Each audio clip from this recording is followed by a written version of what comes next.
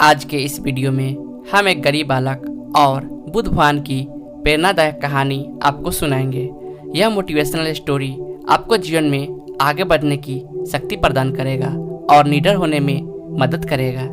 आइए कहानी को शुरू करते हैं। एक प्रदेश में एक गरीब लड़का था। वह लड़का इतना गरीब था कि वह हर रोज कहीं न कहीं से खाने के लिए कुछ इकट्ठा करता था, लेकिन हर रोज उसका खाना गायब हो जाता था। एक दिन उसे पता चला कि एक चूहा उसका खाना चुरा लेता है, तो उसने उस चूहे को पकड़ा और उससे पूछा कि तुझे पता है कि मैं इतना गरीब हूँ, फिर भी तू मेरा खाना चुराता है। अगर तुझे चुराना ही है तो किसी अमीर आदमी का चुरा, क्योंकि उससे उसको कुछ फर्क नहीं पड़ेगा। चूहा बोला कि तेरी किस्मत में सिर्फ कुछ ही चीज़ें लिखी है और तुझे वही मिलेगा। भले ही तू कितनी भी कोशिश कर ले, भले ही तू कितना भी इकट्ठा कर ले, परंतु तू उन्हें अपने पास नहीं रख पाएगा। यह सुनकर वह बहुत अचंभित हुआ कि ऐसा कैसे हो सकता है। तो चूहे ने कहा कि अगर तुझे जानना है कि तेरी किस्मत में क्या है तो तुझे भगवान बुद्ध के पास जाना पड़ेगा। वही तुम्हें बता सकते हैं कि तेरी किस्मत में क्या है।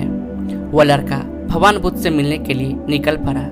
बहुत रात हो चुकी थी, इसलिए रास्ते में उसने एक हवेली देखी और उसने घर वालों से एक रात रुकने के लिए इजाज़त मांगी।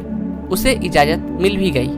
हवेली वालों ने उसे पूछा कि वह इतनी रात को कहाँ जा रहा है। लड़के ने उत्तर देते हुए कहा कि मैं भगवान बुद्ध के पास जा रहा हूँ, अपनी किस्मत के बारे में पूछने के लिए। तो हवेली वालों ने कहा कि क्या तुम भगवान बुद्ध से हमारा यह सवाल भी पूछोगे? हमारी एक 16 साल की लड़की है जो बोल नहीं सकती, तो क्या करे जिससे उसकी आवाज़ लौट आए। उस लड़के ने कहा कि मैं जरूर पूछूंगा आपका सवाल, और उसने उन्हें धन्यवाद कहा और सुबह वहां से निकल पड़ा। आगे रास्ते में बड़े बड़े बर्फ के पहाड़ थे। वह मुश्किल से ही एक पहाड़ को पार कर सका। लड़के को वहां एक जादूगर मिला। उसने लड़के से पूछा कि वह कहाँ जा रहा है।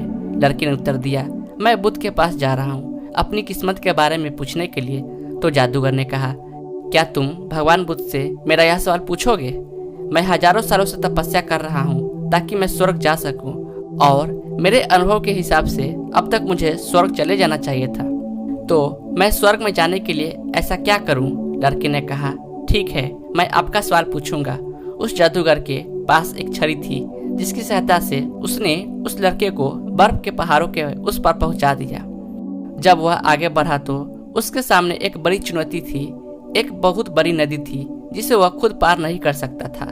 तभी उसकी मुलाकात एक विशालकाय कछुए से हुई, जो उसे नदी पार करवाने के लिए तैयार हो गया। कछुआ भी उससे वही सवाल पूछा कि तुम कहाँ जा रहे हो? तो लड़के ने कहा कि मैं भगवान बुद्ध के पास जा रहा हूँ, अपनी किस्मत के बारे में जानने के लिए। तो कछुए ने कहा कि क्या तुम भगवान बुद्ध से मेरा सवाल पूछोगे? मैं 5 सालों से ड्रैगन बनने की कोशिश कर रहा हूँ, परंतु अभी तक बन नहीं पाया। तो मैं ऐसा क्या करूँ जिससे ड्रैगन बन जाऊँ?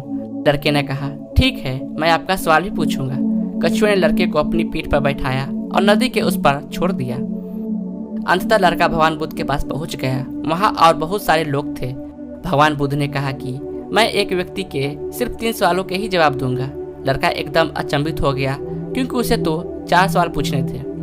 वह सोचने लगा कि उसे कौन से 3 सवाल पूछने चाहिए।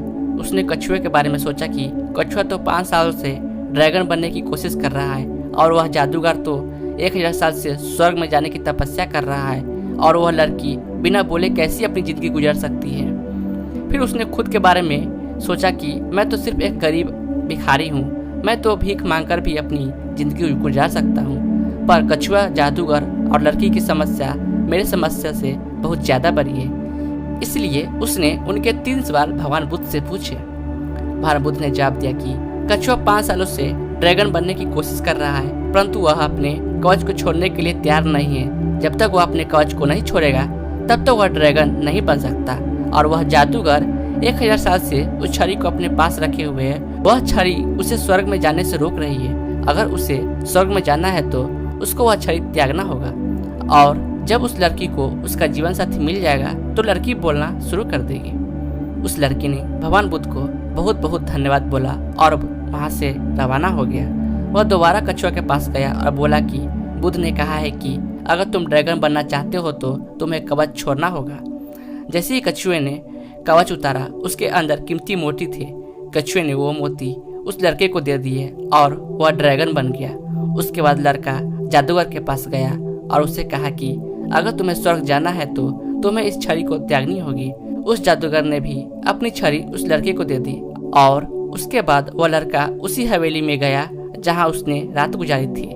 जब वह वहां पहुंचा तो वह लड़की उसके सामने आई और बोली, उस रात तुम ही हमारी हवेली में आए थे ना?